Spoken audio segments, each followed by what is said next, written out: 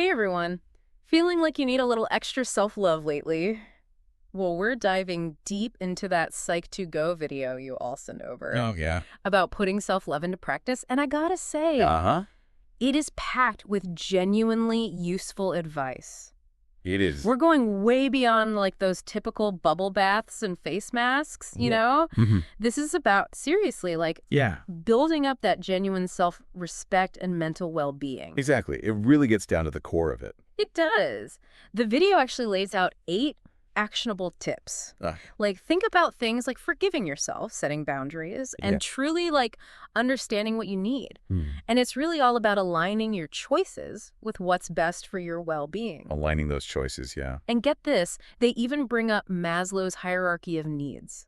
Oh, that's interesting. Yeah, that pyramid we all saw back in, like, Yeah. Psych 101. Yeah, yeah. I'm really curious to see how they tie that into self-love. Well, they use Maslow's hierarchy as a way to look at setting boundaries. Oh. They say you should start with those super basic needs, like your safety, your sense of belonging, Yeah. your self-esteem, and then build those boundaries up from there to, like, protect yourself from all the negativity out there. That's such a cool way to think about it. It's like, It's like building a house. yeah, You can't start with the roof. right. You need You to, got to have a good foundation first. yeah, you need that solid base. Mm-hmm. So it sounds like if those core needs aren't met, it's going to be way tougher to set those healthy boundaries in other areas of your life. I think so, for sure.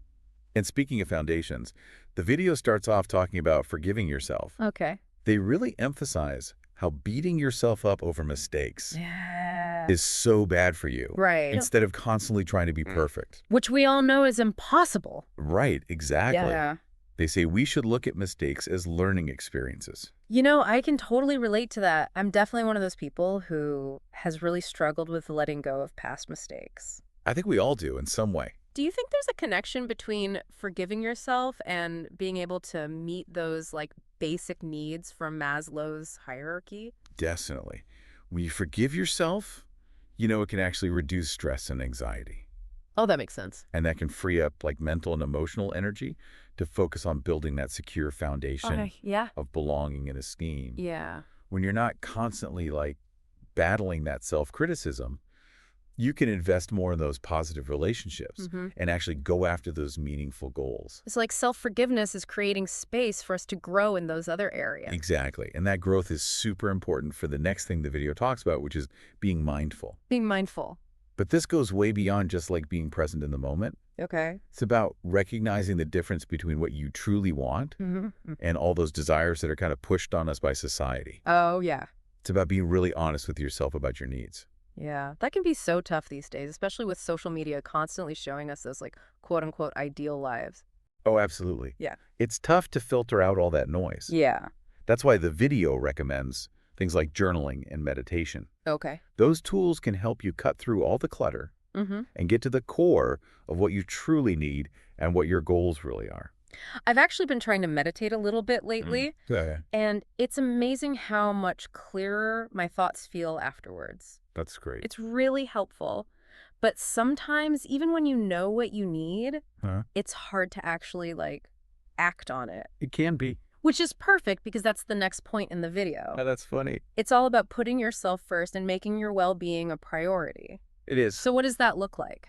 Well, it means recognizing what gives you energy Okay. versus what drains you, and then making those conscious choices to do the things that contribute to your well-being. Even if it means, like, saying no to things. Even if it means saying no. Yeah. The video actually frames that Wow. as an act of self-love, saying no to certain social obligations. Yeah. That's interesting. I've always felt so guilty, like, declining invitations. I think we all do. Even if I knew I needed a break. Yeah, So you're saying it's not selfish to put your needs first? absolutely not. It's actually crucial for your own self-preservation. Okay. And it's directly related to the next point, which is protecting yourself. Protecting yourself. This involves surrounding yourself with people who support you Okay. and distancing yourself from those who are harmful Yeah. to your self-esteem and confidence. It's like weeding a garden, letting go of those toxic relationships to make space for healthy ones to grow. Exactly. And we've talked about setting boundaries as a way to protect ourselves. Right. Are there like specific phrases or actions we can use to effectively set those boundaries? Yeah, there are definitely some good go-to phrases and strategies you can use. Like what? For instance, instead of saying yes to something right away, you could say, let me check my schedule and get back to you. Oh, that's smart. It buys you some time to really think about it. See if it really aligns with your needs and priorities. That's a really good tip. It's so easy to overcommit in the moment. Oh, it is. So it sounds like saying no and setting boundaries are all about recognizing our own needs Yeah, and then having the courage to protect that space for ourselves. exactly.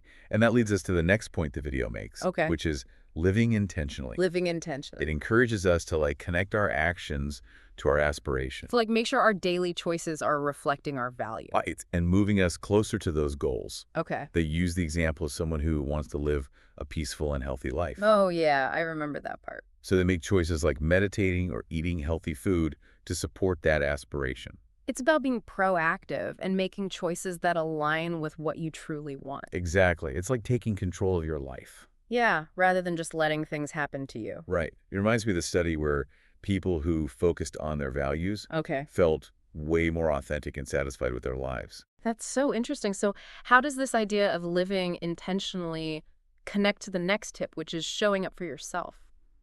Well, it's recognizing that showing up for yourself might look different from what you planned. If you're trying to live a healthy lifestyle, Okay. but you had a crazy, stressful day, maybe showing up means choosing a gentle yoga session instead of that intense workout you had planned. I see.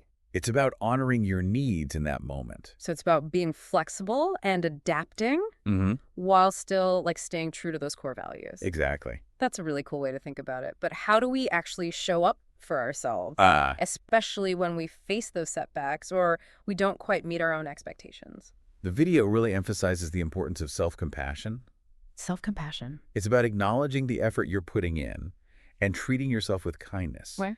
Even when things don't go perfectly according to plan. They talk about how important our self-talk is Right. and suggest that we shift from self-criticism to self-encouragement. So instead of getting down on ourselves for messing up, Right. it's about offering understanding and support, Exactly. just like we would to a good friend. Like a good friend. Yeah. And that can actually boost your self-esteem Yeah. and make you more resilient. Studies show that self-compassion can lead to better emotional well-being Okay. and even improve our ability to deal with stress. I love how they've woven this concept of self-compassion throughout the whole video. It is a recurring theme. It's like the thread that connects all of these other tips together. You know, forgiving yourself, setting boundaries, being mindful, even living intentionally. Yeah, it ties it all together. It's all about creating a more supportive and nurturing relationship with ourselves. And that nurturing aspect is at the core of the video's final tip, practicing self-care. Okay, so this is where it all comes together. This is where they tie it all in. They're saying that taking care of your basic needs is like a fundamental form of self-love. That's right. They suggest making those small acts of self-care a priority. Things like taking a bath, eating healthy food, or getting some exercise are all ways to improve our overall well-being. Right. But wouldn't that look different for each person? Absolutely. Yeah. The video really stresses the importance of figuring out what your individual needs are. Okay. For one person, it might be going for a walk in nature. Yeah. For someone else, it could be curling up with a good book. So it's less about checking off a list of specific activities Right. and more about tuning into what actually feels good for us individually. That's it. This is making me realize that self-care isn't just about pampering ourselves. It's a way more holistic approach to well-being. It is. That includes all these other elements we've been talking about. Absolutely. Oh. It's about actively choosing to nourish ourselves on all levels, physically, emotionally, and even spiritually. And what's really cool is that all those small acts of self-care, they can have a ripple effect on our entire lives. They really can. They can make our relationships better, improve our work, and just boost our overall well-being. It's amazing how much of an impact those seemingly small things can have. Yeah, it's really remarkable how they connect those small acts of self-care to that bigger picture of self-love. It's not just about treating yourself or indulging. Right. It's really about making that conscious decision to prioritize your needs and your well-being.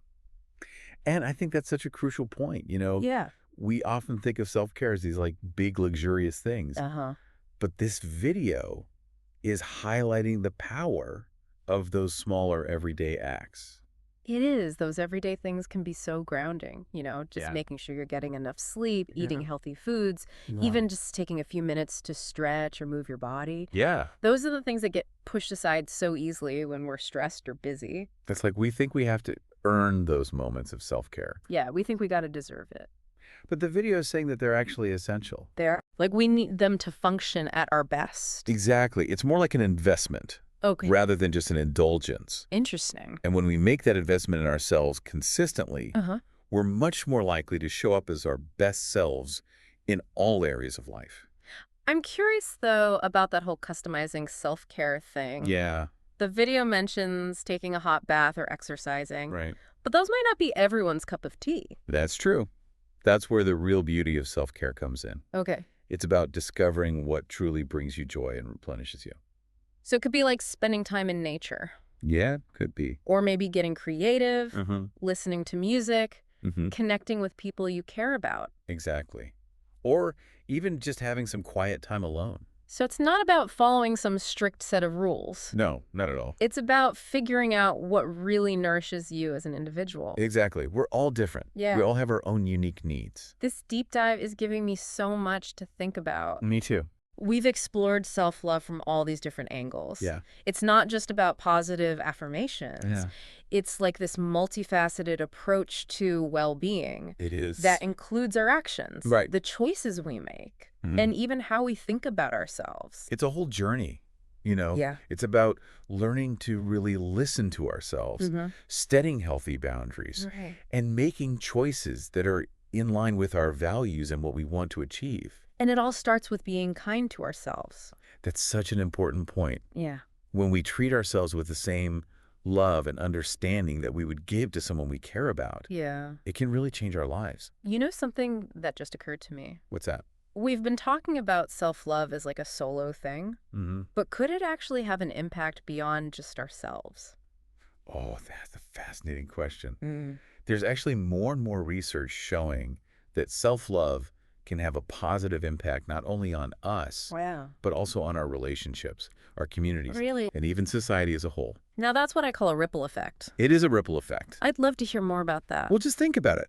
When you practice self-love, you cultivate a sense of peace and well-being within yourself. Okay.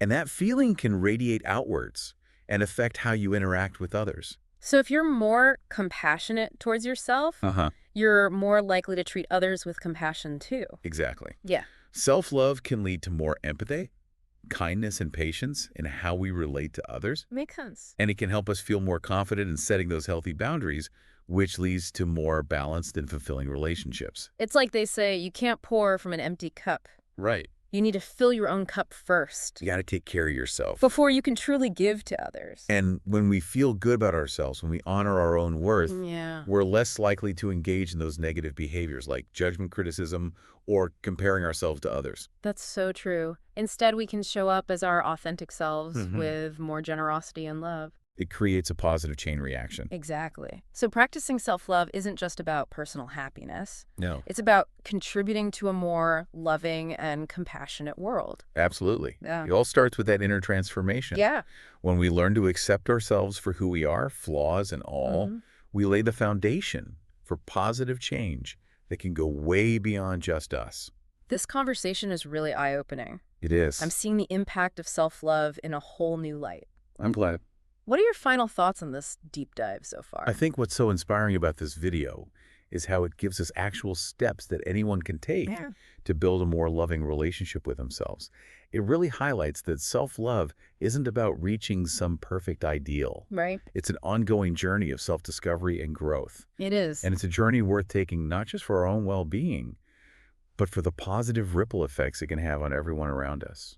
I couldn't agree more. And remember, it's not about being perfect. Nope. It's about progress. Making those small, consistent choices each day Yeah, those little things add up. to take care of ourselves and create a life that reflects our values. That's the key. Yeah. And even if you stumble along the way, Uh-huh. remember to be kind to yourself. Yeah. You're on a journey, and every step you take matters. That's a great reminder. This deep dive has been so insightful. It has. And I hope it's inspired our listeners to start their own self-love journeys. Me too. Yeah. And remember, self-love is a radical act of kindness. I love that. to yourself and to the world. Now, before we wrap up this deep dive, Okay. I want to leave our listener with something to think about. Okay, so as we wrap up our deep dive into this Psych2Go video about self-love, I'm left with this nagging question. Okay. If practicing self-love can really create this ripple effect of compassion and positivity in the world, Right. where do we even begin? It feels so big. It is a big concept. Yeah. But I think the video does a great job of breaking it down into manageable steps. Right. Those steps Yeah. we've been talking about. Exactly. Yeah. And remember, it's not about changing everything overnight. Okay. It's about those small, consistent actions and mindset shifts that over time can create those big transformations. So instead of feeling overwhelmed by trying to change the world with self-love, Yeah. we can focus on making those positive changes within ourselves first, Exactly. knowing that those ripples will eventually reach others. It's like that Gandhi quote, be the change you want to see in the world. Oh, yeah. When we cultivate self-love, we become like living examples of those qualities. Oh, okay. Compassion, acceptance, and resilience. Right. And those qualities can inspire others. They can. Those qualities can rub off on the people around us. It's like a domino effect. One act of kindness can lead to another and another. Exactly. And I think it's important to remember that self-love isn't some finish line. Okay. It's a journey. It's ongoing. It is. There will be times when we mess up, Uh-huh. when we fall back into those old habits of self-criticism, or we forget to take care of ourselves. We're human. It's about progress, not perfection. Right. And even when we stumble, those moments can actually help us grow. Oh. We can use those experiences to understand ourselves better and to be more compassionate with ourselves. So as we wrap up this deep dive, Yeah. what's one piece of advice you would give to someone who's feeling inspired to start their own self-love journey?